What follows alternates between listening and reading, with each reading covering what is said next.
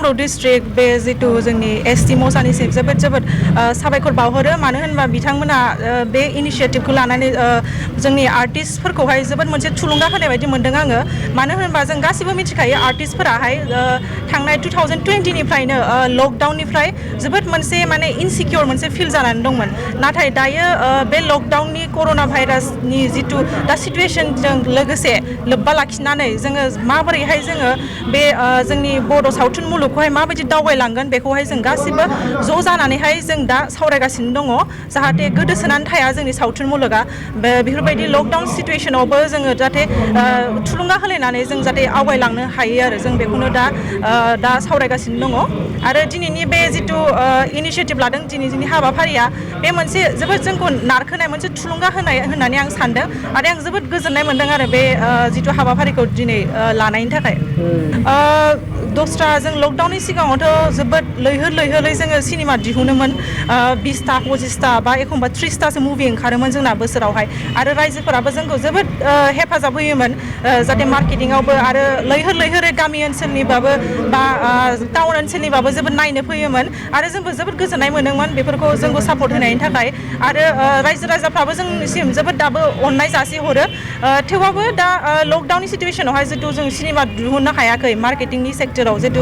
मास गेदारिंआ एलाउ गैया बेनि थाखायनो माने जोबोद मोनसे इनसिकिउर फिल जायो थेवबाबो जोङो माखासे प्रसिडिउरखौ फल' खालामनानैबाबो जोङो फिउचारावहाय आरोबाव सिनेमा शुटिं खालामनायनि आरोबाव थांखि लादों जोङो प्लेनिं खालामगासिनो दङ थांखि माने आं दायो मोनसे आंनि एजुकेसनाव एसे आं फकास खालामगासिनो दङ दस्रा खामानियाव एसे बिजि जानानै दं आङो बेनि थाखायनो दा मानि आङो खामानिखौ लाथ'नो हायाखै नाथाय प्रजेक्टआ फैगासिनो दङ आरो आं बेखौ एसे पेन्डिंआव दोनथ'दों मानो होनबा नैबे बोसोर बारनायनि उनावनो आङो बेक टु बेक आं खामानियाव नांफिनगोन आरो गोजोननाय फोरमायदों बिथांमोना आंजों सिगां रायज्लायदों बे हाबाफारिखौ लानायनि सिगांनो ओमफ्राय आं बुंदों जे नोंथांमोना जिखिनि आर्टिस्टखौ थुखिनानै मोनो जेनेबा जिखिनिखौ नोंथांमोननि मेलेमाव बे सोलियो जेनेबा बा मिथिनो हायो बा मिथिदों बा थुखिना मोन्दों बेखिनिखौनो नोंथांमोना लेंनानै बरायबानो जाबाय जोंनि एस'सियेसननि फालनिफ्राय बुंनो गोनां जेबो गैया आरो ओरैनो गासैखौबो होजोबनो गोनांब्लाथ' गासै आसाम नाङै होजोबनो गोनांब्ला जोंहा रोजानि सायाव बारलाङो 1000 सायाव बारलाङो बेखायनो आं बुंदों जे जोंनिफ्राय जेबो बुंनो गोनां गैया नोंथांमोना जायखौ लिङो बेखिनियानो फैगोन जिखिनि इनभाइटेसन मोनो बिथांमोनानो फैगोन फैनानै नोंथांमोननि बरायनायखौ आजावनाय जागोन माखासे हाबाफारिखौ लाना खामानि मावगासिनो दं जों दिनै नङा आथिखाल नङा जों दिनै 7-8 बोसोरनिफ्राय खोब मोजां हाबाफारि लाना खामानि मावगासिनो दं गिबियावनो बड' सिनियर आर्टिस्ट एस'सियेसना बड' फिल्म एवार्ड खालामनाय जायो आरो कनफारेन्स इयारलि जायो बेयाव जों माखासे गोदान महरगिरि गोजाम महरगिरि बिसोरनि इन्टारेक्सनजों लानानै माखासे हाबाफारि लानाय जायो आरो जोंनि समाजाव जा माने बेरेखा माखासे समाज बेरेखा जोंनि आर्टिस्टफोरनि गेजेराव सावरायनाय जायोबा भाइरेलफोर जागासिनो दं जों बिनि सायावबो माखासे स्टेप लानाय जादों बेफोरखौ लानानै जों बिसाया आर्टिस्टफोरनि गेजेराव आरो समाजनि गेजेराव आर्टिस्टनि गार्जेन महरै खामानि मावगासिनो दं आं सानो खोब खम समनि गेजेराव माने जोंनि समाजाव आर्टिस्ट समाजाव माने मोजां आबहावा सोरजिगोन होननानै आं सानो सार जिहेतु बर'नि गिबि फिल्म आलायारन बे आलायारनखौथ' बिटिआर सरकारा मुम्बाइनिफ्राय लाबोनायमोन नाथाय बियो रायजो राजाफोरनि सेराव दासिमबो मानि थाखाय इसेबां दासिमबो नुजानो हायाखै दिनैनि समाव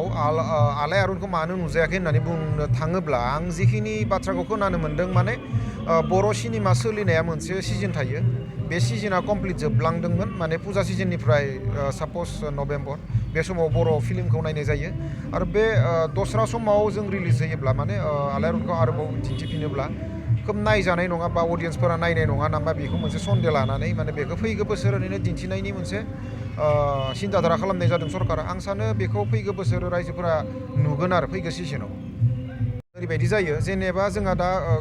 बिटिआर गभर्नमेन्टआ मोनसे फिसायैबाबो डिजिटेल प्रिजार्भ सेन्टार मोनसे खालामदों माने बर'नि गोदोनि फिल्मफोरखौ बुरखांजोबनानै बा दिनै खै बोसोरनिफ्राय ओंखारनाय बे सिनेमाफोरखौ बेयाव दोनथुमनाय जागोन आरो बेयाव जेब्ला गोसो अब्लानो नायनो हानाय जागोन आरो बे नोंथाङा सोंनाय बाथ्राया जे गोजाम स्ट'रिखौ लानानै गोजाम बर' फिल्मनि स्ट'रिखौ लानानै गोदान मुगानि आर्टिस्ट लानानै बिदि खालामजाया नामा सोंनाय बाथ्राया बेखौ खोब डाइरेक्टर आरो प्रडिउसारनि इन्टारेस्टनि सायावसो माने फिल्मा प्रडाक्सन जायो नालाय ओंखारो नालाय बेखौ सोरबा डाइरेक्टर बा प्रडिउसारा जुदि इन्टारेस्ट लानानै खालामोब्ला आं सानो निसय दिहुननो हायो आरो बे दिहुननायाव जेबो प्रब्लेम गैया आरो बिसाया बेखौ इन्सपायारसो खालामगोन बा आर्टिस्टफोरा इन्सपायार खालामगोन कि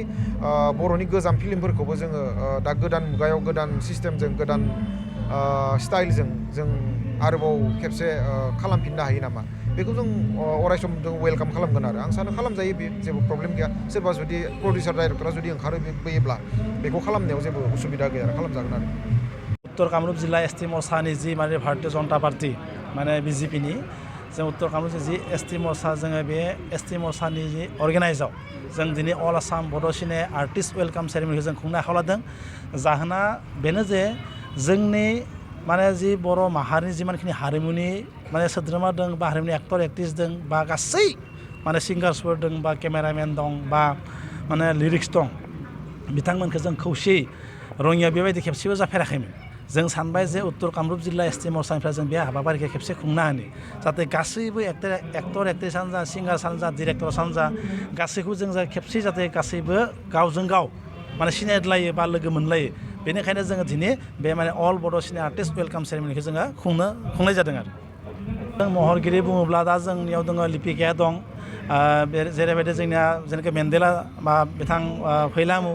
बा जोंनिया लकेल दङ कमल एक्टरमु गासैबो बिथांमोना फैदों आरो लोगोसे जोंथ' माने सायख'नानै जों दिनै लिंनाय जायाखै जों गासैखौबो जों जेरैबायदि बिसा दं बिसानि जेरैबायदि बिथांमोना कमिटि दं बे कमिटिखौ जों गासैनोबो फोरमायहरना जों खिन्थाहरदो जों डिस्ट्रिक्ट नोंथांमोननि आफादगिरि बा नेहाथारिया जेसेबां नोंथांमोननि माने डिस्ट्रिक्टआव माने फावखुंग्रि दं बा माने मेथाइ खनगिरिफोर दं गासैखौबो नोंथांमोना जाहाथे मेसेज होनानै बे माने रङियाव फैनो थाखाय आङो बिथांमोनखौबो खावलायहरनो माने खिन्थाहरनाय जादों आरो नोंथांमोननि बेफोरबायदि लानाय मेन थांखिया गाहाय थांखिया गाहाय थांखिया बेहाय जेबो गैया गाहाय थांखिया जाबाय जे जों हारिमुखौ जोंनि बर' हारिमुखौ माने खेबसे गासैखौबो आं दहायनो बुंबाय जाहाथे ज' मोखां नुलायो उनाव जोंहा भितराव जेबो थांखि गैया जोंनिया माने मा जोंनि आर्टिस्टफोरा जोंनि जितु महरगिरि बा मेथाइ खनगिरि बा फावखुंग्रिमोन गासैबो खेबसे ज' जिरायनो हायो रङियायाव माने उत्तर कामरुप जिल्लायाव